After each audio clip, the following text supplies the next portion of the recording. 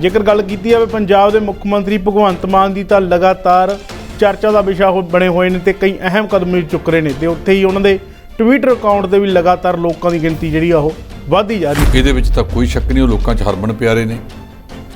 ਇੱਕ ਚੰਗੇ ਕਮੇਡੀਅਨ ਵਜੋਂ ਵੀ ਉਹਨਾਂ ਦੀ ਹਰਮਨ ਪਿਆਰਤਾ ਕਾਫੀ ਜ਼ਿਆਦਾ ਸੀ, ਪਰ ਜਦੋਂ ਤੋਂ ਮੁੱਖ ਮੰਤਰੀ ਬਣ ਗਏ ਨੇ ਕਿਸੇ ਵੀ ਵਿਅਕਤੀ ਦੀ ਹਰਮਨ ਪਿਆਰਤਾ ਵਿੱਚ ਵਾਧਾ ਹੁੰਦਾ। ਭਗਵੰਤ ਮਾਨ, ਕੈਪਟਨ ਅਮਰਿੰਦਰ, ਨਵਜੋਤ ਸਿੰਘ ਸਿੱਧੂ, ਇਹਨਾਂ ਦੇ ਅੰਕੜਿਆਂ ਦੇ ਮੁਤਾਬਕ ਤਿੰਨ ਇਹੋ ਜਿਹੇ ਆਗੂ ਨੇ ਜਿਨ੍ਹਾਂ ਦੇ ਇਹ ਫਾਲੋਅਰ 10-10 ਲੱਖ ਤੋਂ ਜ਼ਿਆਦਾ ਨੇ। ਆਪ ਆਗੂ ਮਨਵਿੰਦਰ ਸਿੰਘ ਗਿਆਸਪੁਰੀਆ ਦੀਆਂ ਮੁਸ਼ਕਲਾਂ ਜਿਹੜੀਆਂ ਲਗਾਤਾਰ ਵੱਧਦੀਆਂ ਜਾ ਰਹੀਆਂ ਨੇ। ਜਿਹੜਾ ਮਨਵਿੰਦਰ ਸਿੰਘ ਗਿਆਸਪੁਰਾ ਹੈ ਉਹਦੇ ਤੇ ਇੱਕ ਪਰਚਾ ਦਰਜ ਹੈ, ਉਹਦੇ ਵਿੱਚ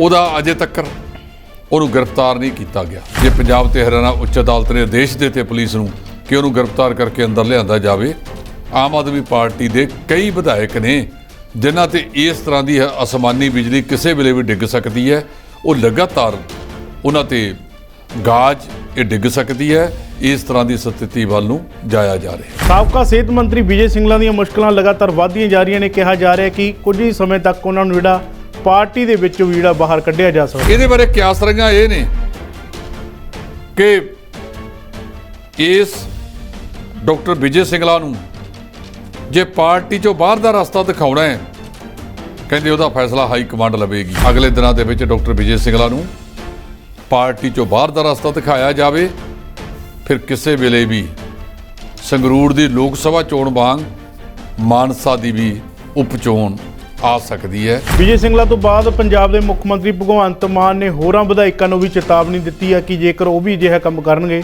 ਤਾਂ ਉਹਨਾਂ ਨਾਲ ਵੀ ਅਜਿਹਾ ਸਲੂਕ ਕੀਤਾ ਜਾਵੇ। ਮਾਨ ਸਾਹਿਬ ਲੱਗੇ ਨੇ, ਪਰ ਇਹ ਲੋਕ ਵੀ ਤਾਂ ਇਸੇ ਸਮਾਜ ਦਾ ਹਿੱਸਾ ਨੇ। ਜੇ ਸਮਾਜ ਨੂੰ ਲੰਬੇ ਸਮੇਂ ਤੋਂ ਇਹ ਭ੍ਰਿਸ਼ਟਾਚਾਰ ਸਹਿਣ ਦੀ ਆਦਤ ਪੈ ਗਈ ਹੈ ਤੇ ਬਹੁਤ ਸਾਰੇ ਲੋਕਾਂ ਨੂੰ ਭ੍ਰਿਸ਼ਟਾਚਾਰ ਕਰਨ ਦੀ ਆਦਤ ਪੈ ਗਈ ਹੈ। ਪੰਜਾਬ ਦੇ ਸਾਬਕਾ ਮੁੱਖ ਮੰਤਰੀ ਕੈਪਟਨ ਅਮਰਿੰਦਰ ਸਿੰਘ ਵੀ ਜਾਗੇ ਨੇ। ਉਹਨਾਂ ਦਾ ਕਹਿਣਾ ਹੈ ਕਿ ਮੈਂ ਵੀ ਆਪਣੇ ਕੁਝ ਸਮੇਂ ਜਿਹੜੇ ਮੰਤਰੀ ਰਹੇ ਨੇ ਉਹਨਾਂ ਦੀਆਂ ਫਾਈਲਾਂ ਜਿਹੜੀਆਂ ਉਹ ਵੀ ਦਵਾਂਗਾ। ਇਹ ਬਿਆਨ ਨੂੰ ਤੁਸੀਂ ਹਾਸੋ ਹੀ ਨਾ ਨਹੀਂ ਕਹੋਗੇ ਤਾਂ ਹੋਰ ਕੀ ਕਹੋਗੇ? ਤੁਸੀਂ ਪਹਿਲੀ ਵਾਰ ਨਹੀਂ ਦੂਜੀ ਵਾਰ ਮੁੱਖ ਮੰਤਰੀ ਬਣੇ, 4.5 ਸਾਲ ਰਾਜ ਕੀਤਾ। ਕਿੱਥੇ?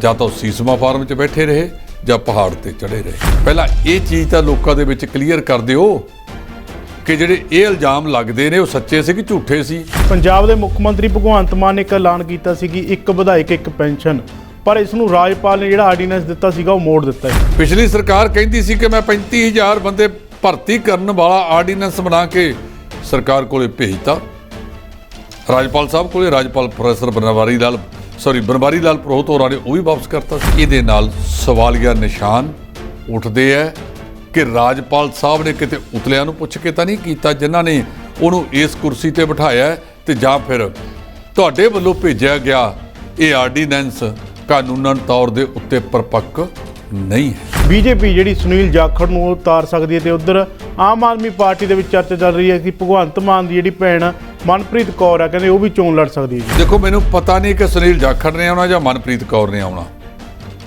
ਇੱਕ ਗੱਲ ਪੱਕੀ ਹੈ ਕਿ ਸਿਮਰਨਜੀਤ ਸਿੰਘ ਮਾਨ ਸਾਹਿਬ ਆ ਗਏ। ਦੂਜੇ ਪਾਸੇ ਕਹਿੰਦੇ ਭਾਈ ਬਲਵੰਤ ਸਿੰਘ ਰਾਜੋਆਣਾ ਦੀ ਭੈਣ ਵੀ ਕਮਲਦੀਪ ਕੌਰ ਆ ਸਕਦੀ ਹੈ।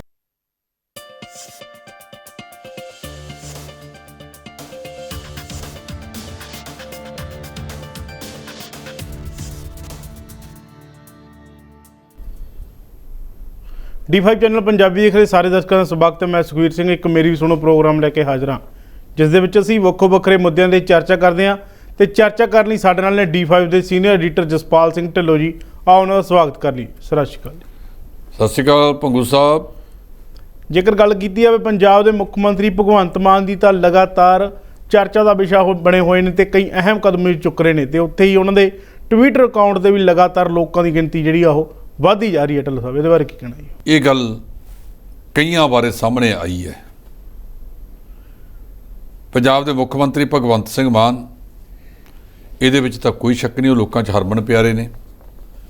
ਇੱਕ ਚੰਗੇ ਕਮੇਡੀਅਨ ਵਜੋਂ ਵੀ ਉਹਨਾਂ ਦੀ ਹਰਮਨ ਪਿਆਰਤਾ ਕਾਫੀ ਜ਼ਿਆਦਾ ਸੀ, ਪਰ ਜਦੋਂ ਤੋਂ ਮੁੱਖ ਮੰਤਰੀ ਬਣ ਗਏ ਨੇ ਕਿਸੇ ਵੀ ਵਿਅਕਤੀ ਦੀ ਹਰਮਨ ਪਿਆਰਤਾ ਵਿੱਚ ਵਾਧਾ ਹੁੰਦਾ।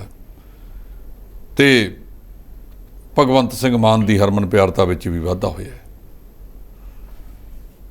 ਕਹਿੰਦੇ ਉਹਨਾਂ ਦਾ ਜਿਹੜਾ ਫਾਲੋਅਰ ਉਹ 10 ਲੱਖ ਨੂੰ ਪਾਰ ਕਰ ਗਿਆ।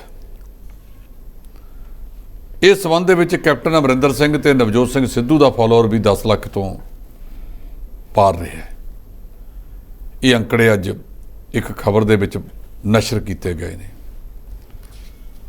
ਕਈ ਹੋਰ ਆਗੂ ਨੇ, ਉਹਨਾਂ ਦੇ ਵਿੱਚੋਂ ਸਾਬਕਾ ਕੇਂਦਰੀ ਮੰਤਰੀ ਬੀਬੀ ਹਰਸਿਮਰਤ ਕੌਰ ਬਾਦਲ, ਉਹਨਾਂ ਦੇ ਕਹਿੰਦੇ ਜਿਹੜੇ ਫਾਲੋਅਰ ਨੇ ਉਹ 2,72,000 ਨੇ, ਜਦੋਂ ਕਿ ਚਰਨਜੀਤ ਸਿੰਘ ਚੰਨੀ ਦਾ ਸਥਾਨ ਉਹਨਾਂ ਤੋਂ ਹੇਠਾਂ ਆਉਂਦਾ ਹੈ, ਉਹਨਾਂ ਦੇ ਕਹਿੰਦੇ 2,52,000 ਨੇ। ਬੀਬੀ ਹਰਸਿਮਰਤ ਕੌਰ ਦੇ ਭਰਾ ਬਿਕਰਮ ਸਿੰਘ ਮਜੀਠੀਆ ਹਾਲੇ ਲੱਖ ਪਾਰ ਨਹੀਂ ਕੀਤਾ, ਉਹਦੇ 99,000 ਨੇ, 99,600। ਸੁਨੀਲ ਜਾਖੜ ਦੇ 68,500 ਨੇ। ਇਹਦੇ ਵਿੱਚ ਸਾਰਿਆਂ ਦੇ ਜਿਹੜੇ ਇਹ ਫਾਲੋਅਰ ਨੇ ਉਹ ਕਾਫੀ ਗਿਣਤੀ ਵਿੱਚ ਦਿੱਤੇ ਗਏ ਨੇ, ਪਰ ਇਹਨਾਂ ਅੰਕੜਿਆਂ ਦੇ ਵਿੱਚ ਸਾਡੇ ਸ਼੍ਰੋਮਣੀ ਅਕਾਲੀ ਦਲ ਦੇ ਪ੍ਰਧਾਨ ਸਾਹਿਬ ਸਰਦਾਰ ਸੁਖਬੀਰ ਸਿੰਘ ਬਾਦਲ ਦਾ ਅੰਕੜਾ ਨਹੀਂ ਦਿੱਤਾ ਗਿਆ। ਬੀਬੀ ਹਰਸਿਮਰਤ ਕੌਰ ਬਾਦਲ ਦਾ ਤਾਂ ਹੈ, ਪਰ ਸਰਦਾਰ ਸੁਖਬੀਰ ਸਿੰਘ ਬਾਦਲ ਦਾ ਅੰਕੜਾ ਨਹੀਂ ਹੈ। ਸੋ ਭਗਵੰਤ ਮਾਨ, ਕੈਪਟਨ ਅਮਰਿੰਦਰ, ਨਵਜੋਤ ਸਿੰਘ ਸਿੱਧੂ, ਇਹਨਾਂ ਦੇ ਅੰਕੜਿਆਂ ਦੇ ਮੁਤਾਬਕ 3 ਇਹੋ ਜਿਹੇ ਆਗੂ ਨੇ ਜਿਨ੍ਹਾਂ ਦੇ ਇਹ ਫਾਲੋਅਰ 10-10 ਲੱਖ ਤੋਂ ਜ਼ਿਆਦਾ ਨੇ। ਸੋ ਇਹ ਆਪਣੇ ਆਪ ਦੇ ਵਿੱਚ ਇੱਕ ਅਹਿਮ ਅੰਕੜੇ ਨੇ ਕਿ ਕਿਸੇ ਵੀ ਵਿਅਕਤੀ ਦੀ ਲੋਕਾਂ ਦੇ ਵਿੱਚ ਹਰਮਨ ਪਿਆਰਤਾ ਕਿਸ ਹੱਦ ਤੱਕ ਜਾਂਦੀ ਹੈ। ਮੁੱਖ ਮੰਤਰੀ ਭਗਵੰਤ ਮਾਨ ਬਾਰੇ ਇਹ ਕਿਹਾ ਜਾਂਦਾ ਹੈ ਕਿ ਪਹਿਲਾਂ ਉਹਨਾਂ ਦੇ ਮੁੱਖ ਮੰਤਰੀ ਬਣਨ ਤੋਂ ਪਹਿਲਾਂ ਜਿਹੜੇ ਫਾਲੋਅਰ ਸੀ ਉਹ 6 ਲੱਖ ਸੀ। ਉਹ ਲੋਕ ਸਭਾ ਚੋਣ 2014 ਦੇ ਵਿੱਚ ਪਹਿਲੀ ਵਾਰ ਜਿੱਤੇ ਸੀ 2 ਲੱਖ ਵੋਟਾਂ ਤੇ, ਬਾਅਦ ਦੇ ਵਿੱਚ ਜਿੱਤੇ 1 ਲੱਖ ਵੋਟ ਤੇ। ਇਹਦਾ ਮਤਲਬ ਹਰਮਨ ਪਿਆਰਤਾ ਦੇ ਵਿੱਚ ਕੁਝ ਕਮੀ ਆਈ।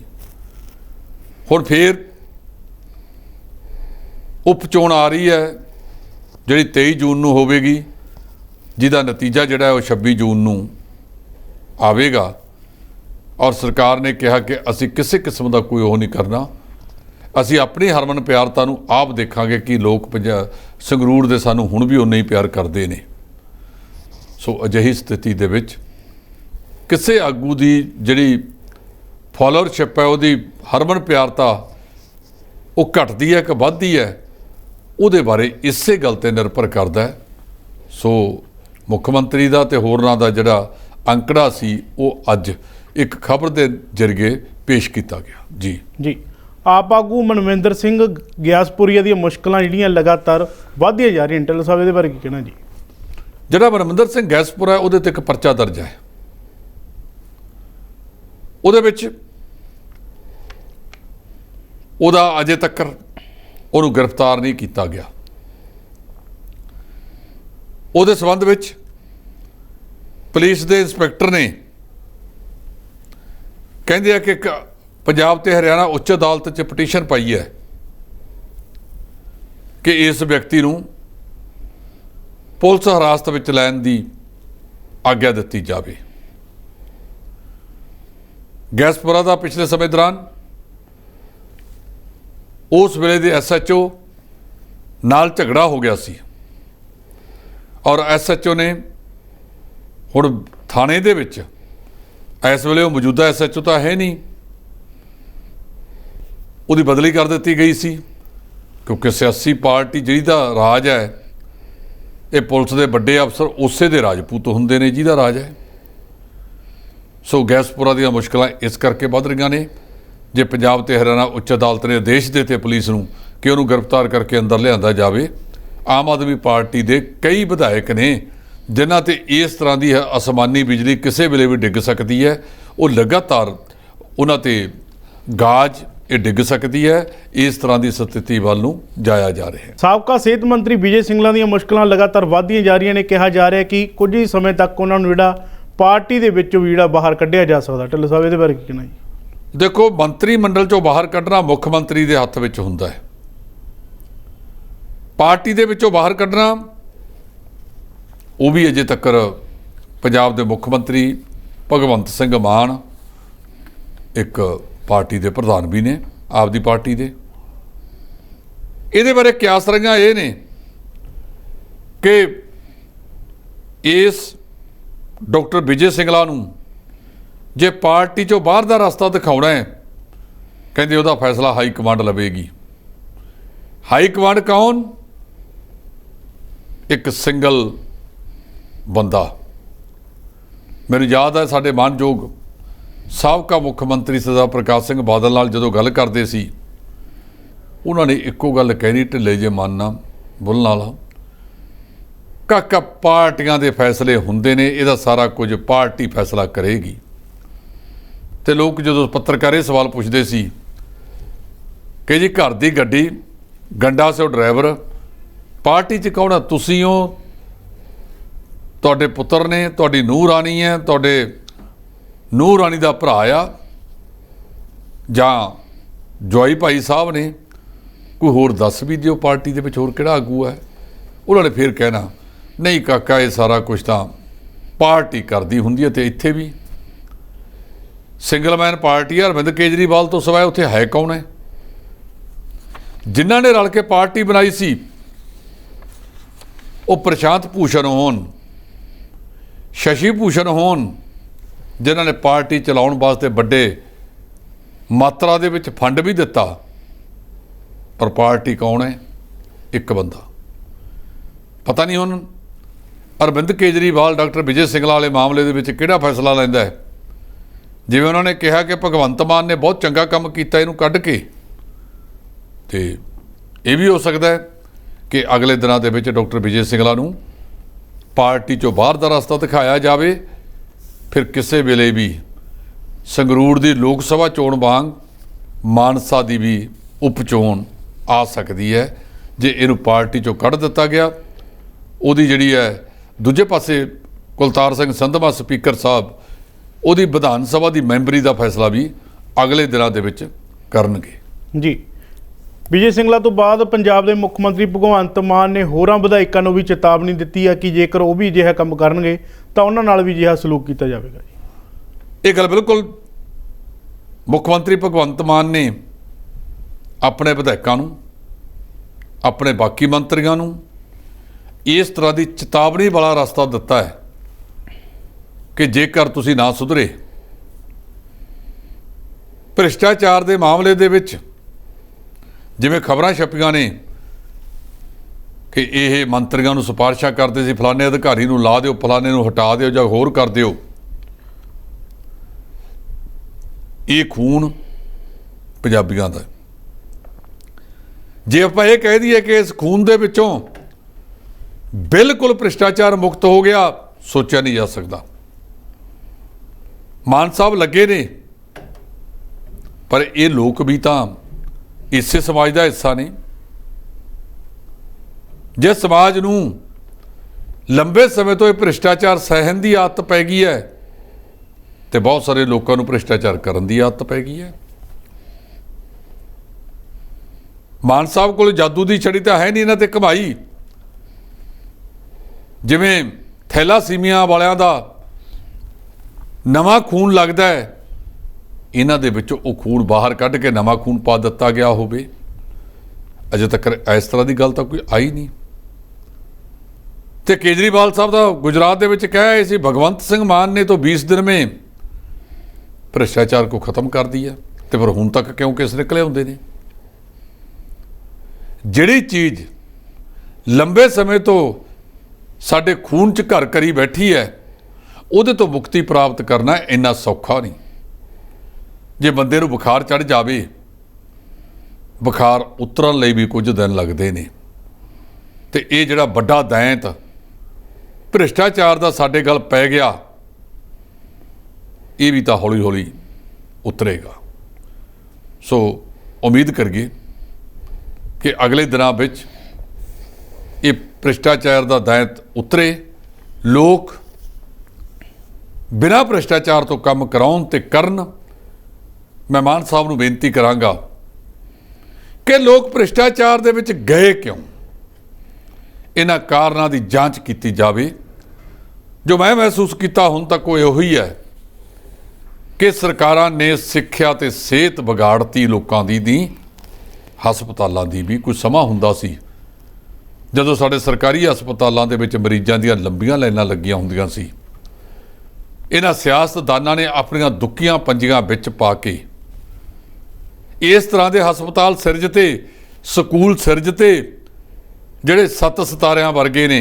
ਜੇ ਉਹਨਾਂ ਦੇ ਕੋਲ ਦੀ ਇੱਕ ਵਾਰੀ ਲੰਘ ਜਾਇਆ ਜਾਵੇ ਤਾਂ ਤੁਹਾਡੀ ਜੇਬ ਤੇ ਡਾਕਾ ਪੈ ਜਾਂਦਾ ਹੈ।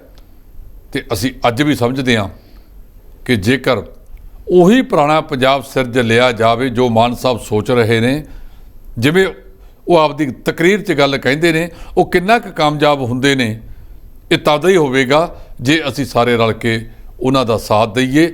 ਚੰਗੇ ਕੰਮ ਦੇ ਵਿੱਚ ਸਾਥ ਦੇਣਾ ਕੋਈ ਮਾੜੀ ਗੱਲ ਨਹੀਂ, ਤੇ ਜੇ ਕੋਈ ਮਾੜੀ ਗੱਲ ਹੋਵੇ ਉਹਦੇ ਤੋਂ ਪਾਸੇ ਰਹਿਣਾ ਵੀ ਚੰਗਾ ਹੀ ਹੁੰਦਾ ਹੈ। ਜੀ ਢਿੱਲੋਂ ਸਾਹਿਬ, ਜੇਕਰ ਗੱਲ ਕੀਤੀ ਜਾਵੇ ਪੰਜਾਬ ਦੇ ਮੁੱਖ ਮੰਤਰੀ ਭਗਵੰਤ ਮਾਨ ਦੀ, ਤਾਂ ਉਹਨਾਂ ਨੇ ਜਿਹੜਾ ਸਿਹਤ ਮੰਤਰੀ ਦੇ ਉੱਤੇ ਜਿਹੜੀ ਐਡੀ ਵੱਡੀ ਕਾਰਵਾਈ ਕੀਤੀ ਹੈ, ਇਸ ਤੋਂ ਬਾਅਦ ਪੰਜਾਬ ਦੇ ਸਾਬਕਾ ਮੁੱਖ ਮੰਤਰੀ ਕੈਪਟਨ ਅਮਰਿੰਦਰ ਸਿੰਘ ਵੀ ਜਾਗੇ ਨੇ। ਉਹਨਾਂ ਦਾ ਕਹਿਣਾ ਹੈ ਕਿ ਮੈਂ ਵੀ ਆਪਣੇ ਕੁਝ ਸਮੇਂ ਜਿਹੜੇ ਮੰਤਰੀ ਰਹੇ ਨੇ ਉਹਨਾਂ ਦੀਆਂ ਫਾਈਲਾਂ ਜਿਹੜੀਆਂ ਉਹ ਵੀ ਦੇਵਾਂਗੇ। ਜੀ, ਪੰਜਾਬ ਦੇ ਸਾਬਕਾ ਮੁੱਖ ਮੰਤਰੀ ਕੈਪਟਨ ਅਮਰਿੰਦਰ ਸਿੰਘ ਦਾ ਇਹ ਬਿਆਨ ਨੂੰ ਤੁਸੀਂ ਹਾਸੋ ਹੀ ਨਾ ਨਹੀਂ ਕਹੋਗੇ ਤਾਂ ਹੋਰ ਕੀ ਕਹੋਗੇ?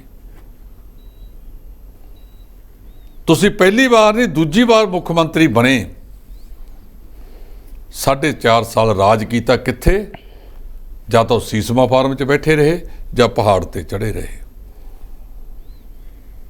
ਜੇ ਤੁਹਾਡੇ ਵੇਲੇ ਤੁਹਾਡੇ ਮੰਤਰੀ ਭ੍ਰਿਸ਼ਟਾਚਾਰ ਕਰਦੇ ਸੀ, ਤੁਹਾਡੇ ਅਧਿਕਾਰੀ ਭ੍ਰਿਸ਼ਟਾਚਾਰ ਕਰਦੇ ਸੀ, ਕਈ ਮਹਿਮਾਨਾਂ ਤੇ ਇਲਜ਼ਾਮ ਲੱਗਦਾ ਕਿ ਉਹਨਾਂ ਨੇ ਭ੍ਰਿਸ਼ਟਾਚਾਰ ਕੀਤਾ, ਬਦਲੀਆਂ ਦੇ ਫੈਕਟਰੀਆਂ ਦੇ ਹੋਰਾਂ ਦੇ ਪੈਸੇ ਉੱਥੇ ਜਾਂਦੇ ਸੀ। ਪਹਿਲਾਂ ਇਹ ਚੀਜ਼ ਤਾਂ ਲੋਕਾਂ ਦੇ ਵਿੱਚ ਕਲੀਅਰ ਕਰ ਦਿਓ ਕਿ ਜਿਹੜੇ ਇਹ ਇਲਜ਼ਾਮ ਲੱਗਦੇ ਨੇ ਉਹ ਸੱਚੇ ਸੀ ਕਿ ਝੂਠੇ ਸੀ, ਤੇ ਜਿਨ੍ਹਾਂ ਨੇ ਲਾਏ ਨੇ ਇਹ ਝੂਠੇ ਇਲਜ਼ਾਮ ਤੁਹਾਡੇ ਦੇ ਉੱਤੇ, ਫਿਰ ਕੇਸ ਕਰੋ ਉਹਨਾਂ ਤੇ।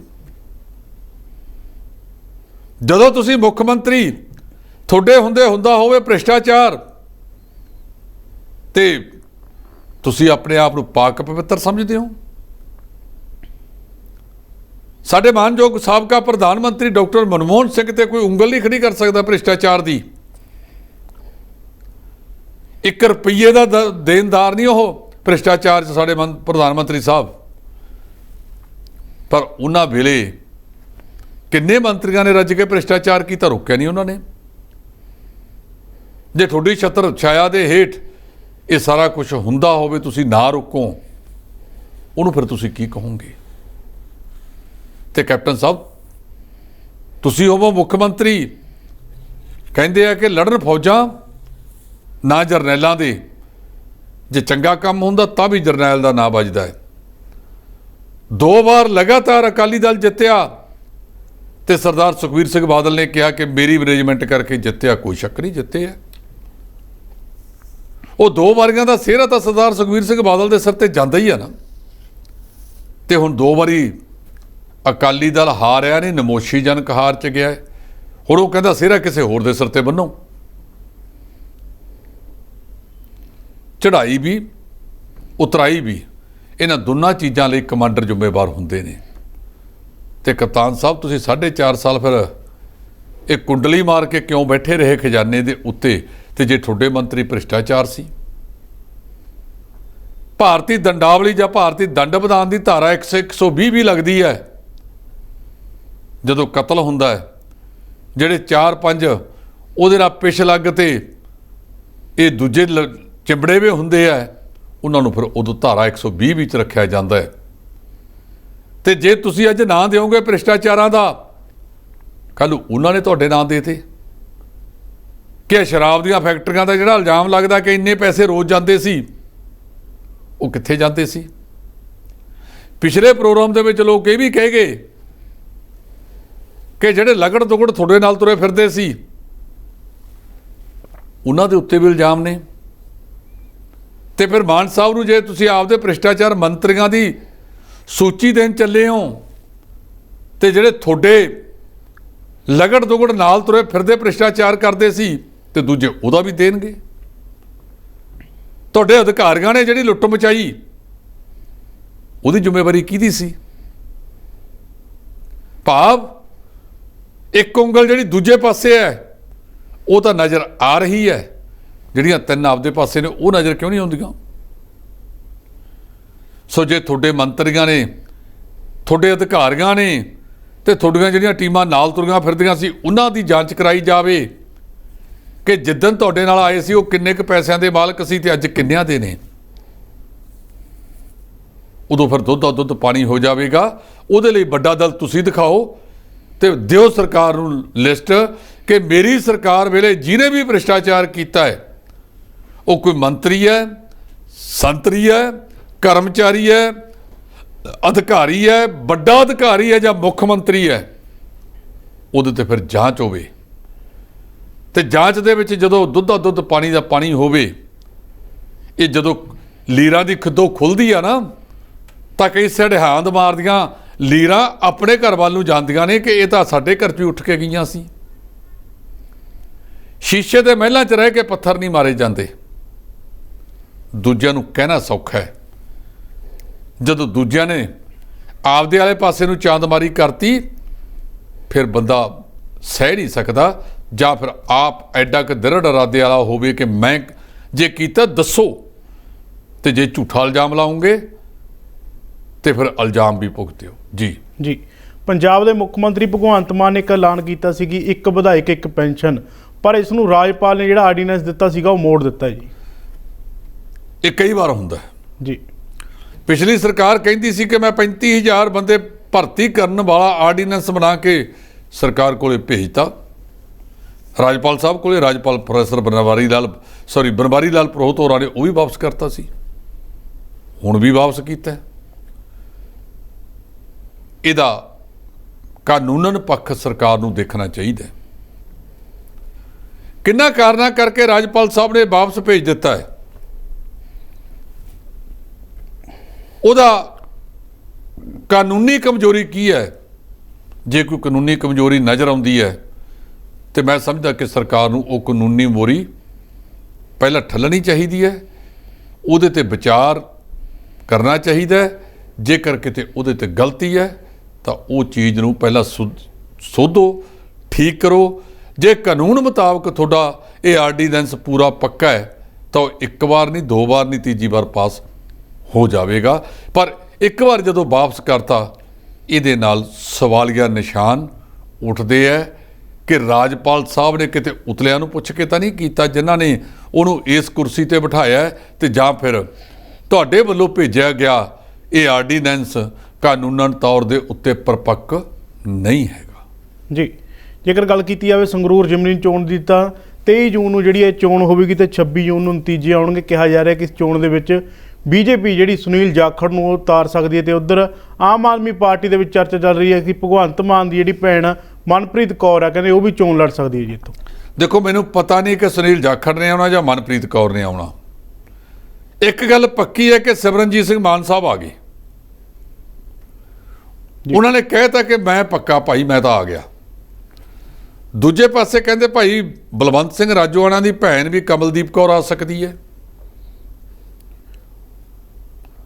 ਉਹ ਇਸ ਤਰ੍ਹਾਂ ਦਾ ਦਾਅ ਖੇਡ ਸਕਦੇ ਆ। 2015 ਗੁਰੂ ਗ੍ਰੰਥ ਸਾਹਿਬ ਦੀ ਬੇਅਦਬੀ ਤੋਂ ਬਾਅਦ 100 ਸਾਲ ਪੁਰਾਣੀ ਇਤਿਹਾਸਕ ਪਾਰਟੀ ਕੁਰਬਾਨੀਆਂ ਵਾਲੀ ਪਾਰਟੀ ਦੇ ਪੈਰ ਨਹੀਂ ਲੱਗੇ। ਅੱਜ ਵੀ ਸ਼ਾਇਦ ਕੋਈ ਮੀਟਿੰਗ ਸੀ, ਉਹਦੇ ਵਿੱਚ ਕੀ ਨਿਕਲ ਕੇ ਆਉਂਦਾ ਮੈਨੂੰ ਪਤਾ ਨਹੀਂ। ਜਿਹੜੀ ਕਹਿੰਦੇ 13 ਮੈਂਬਰੀ ਇੱਕ ਕਮੇਟੀ ਬਣਾਈ ਸੀ, ਉਹਦੇ ਵਿੱਚ ਵੀ ਵਿਚਾਰਕ ਮਤਭੇਦ ਨੇ, ਤੇ ਜਿਹੜੀ ਸ਼੍ਰੋਮਣੀ ਕਮੇਟੀ ਨੇ ਕਮੇਟੀ ਬਣਾਈ ਸੀ ਉਹਦੇ ਵਿੱਚ ਵੀ ਮਤਭੇਦ ਨੇ। ਮੈਂ ਸਮਝਦਾ ਕਿ ਜਦੋਂ ਤੱਕ ਪਾਰਟੀ ਚਲਾਉਣ ਵਾਲੇ ਸੱਚ ਨੂੰ ਸੱਚ ਕਹਿਣ ਤੇ ਸੱਚ ਨੂੰ ਸੱਚ ਸੁਣਨ ਦਾ ਮਾਦਾ ਨਹੀਂ ਰੱਖਣਗੇ, ਉਦੋਂ ਤੱਕ ਫਿਰ ਇਸ ਤਰ੍ਹਾਂ ਦੀ ਸਥਿਤੀ ਆਉਂਦੀ ਹੈ। ਸ਼੍ਰੋਮਣੀ ਅਕਾਲੀ ਦਲ ਨੇ ਕੌਣ ਉਮੀਦਵਾਰ ਲਿਆਉਣਾ ਹੈ, ਹੁਣ ਐਲਾਨ ਹੋ ਚੁੱਕਿਆ। ਐਲਾਨ ਹੋਣ ਤੋਂ ਬਾਅਦ ਉੱਥੇ ਸਾਰੀਆਂ ਪਾਰਟੀਆਂ ਜ਼ੋਰ ਜਮਾਇਸ਼ ਕਰਨਗੀਆਂ। ਜਿਵੇਂ ਤੁਸੀਂ ਪਹਿਲਾਂ ਹੀ ਕਹਿਤਾ ਕਿ ਭਗਵੰਤ ਸਿੰਘ ਮਾਨ ਦੀ ਭੈਣ ਮਨਪ੍ਰੀਤ ਕੌਰ ਵੀ ਕਾਫੀ ਸਰਗਰਮ ਨੇ। ਅਕਾਲੀ ਦਲ ਕਈਆਂ ਬਾਰੇ ਸੋਚ ਰਹੇ। ਇੱਕ ਵਾਰ ਤਾਂ ਇਹ ਵੀ ਚੱਲਿਆ ਸੀ ਕਿ ਸਾਂਝਾ ਉਮੀਦਵਾਰ ਸਰਦਾਰ ਸਿਮਰਨਜੀਤ ਸਿੰਘ ਮਾਨ ਨੂੰ ਬਣਾ ਲਿਆ ਜਾਵੇ। ਹੁਣ ਕੀ ਕਮਲਦੀਪ ਕੌਰ ਤੇ ਉਹ ਖੇਡਦੇ ਆ ਜਾਂ ਕਿਸੇ ਹੋਰ ਤੇ ਗੁਨਾਹ ਪਾਉਂਦੇ ਆ, ਇਹ ਤਾਂ ਉਹ ਦੱਸਣਗੇ। ਭਾਰਤੀ ਜਨਤਾ ਪਾਰਟੀ ਸਰਦਾਰ ਸੁਖਦੇਵ ਸਿੰਘ ਢੀਂਡਸਾ, ਕੈਪਟਨ ਅਮਰਿੰਦਰ ਸਿੰਘ, ਹਾਲੇ ਤੱਕ ਤਾਂ ਇਹਨਾਂ ਦਾ ਗੱਠਜੋੜ ਹੈ। ਪਿੱਛੇ ਇਹਨਾਂ ਦਾ ਇੱਕ ਆਗੂ ਆਇਆ ਸੀ ਦੁਸ਼ਯੰਤ ਗੌਤਮ, ਉਹ ਇਹ ਕਹਿ ਗਿਆ ਸੀ ਸਾਨੂੰ ਢੀਂਡਸੇ ਤੇ ਕੈਪਟਨ ਦੀ ਲੋੜ ਨਹੀਂ, ਅਸੀਂ ਇਕੱਲੇ ਚੋਣ ਲੜਾਂਗੇ। ਅਜਿਹੀ ਸਥਿਤੀ ਦੇ ਵਿੱਚ ਤਾਜ਼ਾ ਗਿਆ ਭਾਜਪਾਈ ਨਿੱਕਰਧਾਰੀ ਬਣਿਆ ਜਿਹੜਾ ਸੁਨੀਲ ਜਾਖੜ ਹੈ, ਉਹਦੇ ਤੇ ਵੀ ਦਾ ਖੇਡਿਆ ਜਾ ਸਕਦਾ ਹੈ। ਪਤਾ ਨਹੀਂ ਭਾਰਤੀ ਜਨਤਾ ਪਾਰਟੀ ਦੀ ਇੰਨੀ ਕੁ ਹਰਮਨ ਪਿਆਰਤਾ ਹੋ ਗਈ ਹੈ ਕਿ ਉਹ ਇਕੱਲਿਆਂ ਤੌਰ ਤੇ ਆਪਣਾ ਉਮੀਦਵਾਰ ਜਿਤਾ ਸਕਦੇ ਨੇ। ਕਾਂਗਰਸ ਵੱਲੋਂ ਕਿਹਨੂੰ ਖੜਾ ਕੀਤਾ ਜਾਣਾ ਹੈ, ਹਾਲ ਤੱਕ ਆਪਾਂ ਨੂੰ ਇਹ ਵੀ ਨਹੀਂ ਪਤਾ ਕਿ ਕਿਹੜੇ ਬੰਦੇ ਤੇ ਦਾ ਖੇਡਿਆ ਜਾ ਸਕਦਾ। ਕੀ ਸਾਬਕਾ ਜਿਹੜੇ ਮੈਂਬਰ ਪਾਰਲੀਮੈਂਟ ਰਹੇ ਨੇ ਤੇ ਸਾਬਕਾ ਮੰਤਰੀ ਵਿਜੇਂਦਰ ਸਿੰਗਲੇ ਨੂੰ ਤਾਂ ਨਹੀਂ ਲੈਂਦਾ ਜਾ ਸਕਦਾ ਰਿਹਾ। ਇਹ ਉਹਨਾਂ ਦੀਆਂ ਪਾਰਟੀਆਂ ਦੇ ਮਾਮਲੇ ਨੇ। ਲੇਕਿਨ ਅਗਲੇ ਦਿਨਾਂ ਦੇ ਵਿੱਚ, ਕਿਉਂਕਿ ਜੂਨ 'ਚ ਹੋਣੀ ਹੈ, ਜੂਨ ਦੇ ਪਹਿਲੇ ਹਫ਼ਤੇ ਤੋਂ ਪਹਿਲਾਂ ਜਦੋਂ ਨਾਮਜ਼ਦਗੀ ਪੱਤਰ ਦਾਖਲ ਹੋਣੇ ਨੇ, ਇਹ ਸਾਰਾ ਪਿੜ ਕਲੀਅਰ ਹੋ ਜਾਵੇਗਾ ਕਿ ਕੌਣ ਕਿੰਨੇ ਪਾਣੀ 'ਚ ਹੈ। ਸਰਕਾਰ ਦਾ ਹਨੀਮੂਨ ਪੀੜ ਹੈ। ਲੋਕਾਂ ਦੇ ਵਿੱਚ ਇਹ ਵੀ ਚਰਚਾ ਹੈਗੀ ਹੈ ਕਿ ਜਿਹੜਾ ਭ੍ਰਿਸ਼ਟਾਚਾਰ ਵਾਲਾ ਮਾਮਲਾ ਐਡੀ ਤੇਜ਼ੀ ਨਾਲ ਚਲਾਇਆ ਹੈ, ਇਹ ਜਿਮਨੀ ਚੋਣ 'ਤੇ ਵੀ ਇਹਦਾ ਅਸਰ ਪੈ ਸਕਦਾ ਹੈ। ਤੇ ਦੂਜਾ, ਬਹੁਤ ਸਾਰੇ ਖੇਤਰਾਂ ਦੇ ਵਿੱਚ ਸਰਕਾਰ ਘਿਰਦੀ ਨਜ਼ਰ ਆ ਰਹੀ ਹੈ ਤੇ ਸਰਕਾਰ ਕਿਸੇ ਨਾ ਕੋਈ ਇਹੋ ਜਿਹੇ ਦਾਅ ਜ਼ਰੂਰ ਖੇਡਦੀ ਹੁੰਦੀ ਹੈ ਜਿਹਦੇ ਨਾਲ ਸਰਕਾਰ ਦੀ ਹਰਮਨ ਪਿਆਰਤਾ ਵਧੇ। ਔਰ ਇਹ ਚੋਣਾਂ ਜਿੱਤਣ ਵਾਸਤੇ, ਜਿਵੇਂ ਬਾਦਲ ਸਾਹਿਬ ਕਹਿੰਦੇ ਹੁੰਦੇ ਸੀ, ਕਾਕਾ ਮੈਨੂੰ ਤਾਂ ਚੋਣ ਘਿਓ ਵਰਗੀ ਲੱਗਦੀ ਹੁੰਦੀ ਹੈ, ਉਹ ਮੇਰੇ ਖਿਆਲ ਹੁਣ ਤੱਕ ਦੇ ਪੰਜਾਬ ਦੇ ਸਾਰੇ ਸਿਆਸਤਦਾਨਾਂ ਦੇ ਵਿੱਚੋਂ ਸਭ ਤੋਂ ਸੀਨੀਅਰ ਨੇ ਜੀ। ਇਸ ਤੋਂ ਇਲਾਵਾ ਅਗਰ ਗੱਲ ਕੀਤੀ ਹੈ ਪਟਨਾ ਦੀ, ਤਾਂ ਉੱਥੇ 13 ਲੋਕਾਂ ਦੀ ਜਿਹੜੀ ਜ਼ਹਿਰੀਲੀ ਸ਼ਰਾਬ ਪੀਣ ਦੇ ਕਾਰਨ ਮੌਤ ਹੋ ਗਈ ਹੈ ਜੀ। ਇਹਦੇ ਬਾਰੇ ਕੀ ਕਹਿਣਾ? ਦੇਖੋ, ਜਿਹੜੀ ਕੁਛ ਇਹ ਵਾਪਰਿਆ, ਇਹ ਬਹੁਤ ਮੰਦਭਾਗਾ ਵਾਪਰਿਆ। ਇਹ ਉਹ ਰਾਜ ਹੈ ਜਿੱਥੇ ਸ਼ਰਾਬ ਤੇ ਪਾਬੰਦੀ ਲੱਗੀ ਹੋਈ ਹੈ। ਪਿਛਲੇ ਦਿਨਾਂ ਦੇ ਵਿੱਚ ਉੱਥੋਂ ਦੇ ਮੁੱਖ ਮੰਤਰੀ ਨਿਤੀਸ਼ ਕੁਮਾਰ ਦੇ ਸਮਾਗਮ ਦੇ ਵਿੱਚ ਇੱਕ ਛੋਟਾ ਜਿਹਾ ਬੱਚਾ ਆਇਆ ਸੀ ਜਿਹਨੇ ਨਿਤੀਸ਼ ਕੁਮਾਰ ਨੂੰ ਪੜ੍ਹਨੇ ਪਾਤਾ ਸੀ ਸ਼ਰਾਬ ਦੇ ਮਾਮਲੇ ਦੇ ਵਿੱਚ। ਸਾਡੇ ਰਾਜਸੀ ਲੋਕ ਕੁਝ ਗੱਲਾਂ ਇਹੋ ਜਿਹੀਆਂ ਕਰਦੇ ਨੇ ਜਿਹੜੀਆਂ ਮੈਂ ਸਮਝਦਾ ਕਿ ਜ਼ਮੀਨੀ ਹਕੀਕਤ ਵਾਲੀਆਂ ਨਹੀਂ ਹੁੰਦੀਆਂ। ਉਸ ਵੇਲੇ ਉੱਥੇ ਕਈ ਸਥਿਤੀਆਂ ਵਾਪਰਦੀਆਂ ਨੇ। ਜੇ ਜ਼ਮੀਨੀ ਹਕੀਕਤ ਤੇ ਜਾ ਕੇ ਕੰਮ ਕੀਤਾ ਜਾਵੇ ਤਾਂ ਸ਼ਰਾਬ ਦੀ ਪਾਬੰਦੀ ਹਰਿਆਣੇ ਦੇ ਵਿੱਚ ਚੌਧਰੀ ਬੰਸੀ ਲਾਲ ਨੇ ਵੀ ਲਾਈ ਸੀ ਤੇ ਕਿੰਨਾ ਕੁ ਚਿਰ ਲਾਈ ਸੀ, ਉਹਨੂੰ ਉਹ ਫੈਸਲਾ ਵਾਪਸ ਲੈਣਾ ਪਿਆ ਸੀ। ਅੱਜ ਜਿਨ੍ਹਾਂ ਰਾਜਾਂ ਦੇ ਵਿੱਚ ਸ਼ਰਾਬ ਤੇ ਪਾਬੰਦੀ ਹੈ, ਉਹਨਾਂ ਰਾਜਾਂ ਦੇ ਵਿੱਚ ਦੂਜਿਆਂ ਦੇ ਮੁਕਾਬਲੇ ਵੱਧ ਵਿਕਦੀ ਹੈ। ਇਹ ਅੰਕੜੇ ਦੱਸਦੇ ਨੇ, ਮੈਂ ਨਹੀਂ ਕਹਿੰਦਾ। ਤੇ ਜੇ ਉੱਥੇ ਜ਼ਹਿਰੀਲੀ ਸ਼ਰਾਬ ਦੇ ਨਾਲ ਲੋਕ ਮਾਰੇ ਗਏ ਨੇ, ਇਹਦੇ ਲਈ ਕਾਨੂੰਨ ਤਾਂ ਮੋਮਦਾ ਹੈ। ਇਹ ਵੱਡਿਆਂ ਲਈ ਹੋਰ ਹੈ, ਛੋਟਿਆਂ ਲਈ ਹੋਰ ਹੈ। ਇਸ ਕਰਕੇ ਇਹਦੇ ਤੇ ਬਕਾਇਦਾ ਪੂਰੀ ਜਾਂਚ ਹੋਣੀ ਚਾਹੀਦੀ ਹੈ ਤੇ ਜਿਹੜੇ ਵੀ ਇਹਦੇ ਵਿੱਚ ਦੋਸ਼ੀ ਪਾਏ ਜਾਣ ਉਹਨਾਂ ਨੂੰ ਫਿਰ ਸ਼ਲਾਖਾਂ ਦੇ ਪਿੱਛੇ ਭੇਜਣਾ ਚਾਹੀਦਾ ਹੈ। ਜੀ ਧੰਨਵਾਦ ਜੀ। ਇਹ ਸਨ ਸਾਡੇ ਨਾਲ D5 ਦਾ ਸੀਨੀਅਰ ਐਡੀਟਰ ਜਸਪਾਲ ਸਿੰਘ ਢਿੱਲੋਂ ਜੀ, ਜਿਨ੍ਹਾਂ ਨੇ ਵੱਖੋ ਵੱਖਰੇ ਮੁੱਦੇ ਤੇ ਚਰਚਾ ਕੀਤੀ। ਹੁਣ ਦੇਖਣਾ ਹੋਊਗਾ ਕਿ ਸੰਗਰੂਰ ਦੀ ਜਿਹੜੀ ਚੋਣ ਹੋਣ ਜਾ ਰਹੀ ਹੈ, ਇਹਦੇ 'ਚ ਰਵਾਇਤੀ ਪਾਰਟੀ ਆਪਣੇ ਕਿਹੜੇ ਉਮੀਦਵਾਰ ਉਤਾਰਦੀਆਂ ਨੇ ਤੇ ਲੋਕ ਆਉਣ ਵਾਲੇ ਦਿਨਾਂ ਦੇ ਵਿੱਚ ਕਿਸ ਦੇ ਉੱਤੇ ਜਿਹੜਾ ਆਪਣਾ ਵਿਸ਼ਵਾਸ ਜਤਾਉਂਦੇ ਨੇ। ਤੁਸੀਂ ਦੇਖ ਰਹੇ ਹੋ D5 ਚੈਨਲ ਪੰਜਾਬੀ। ਧੰਨਵਾਦ।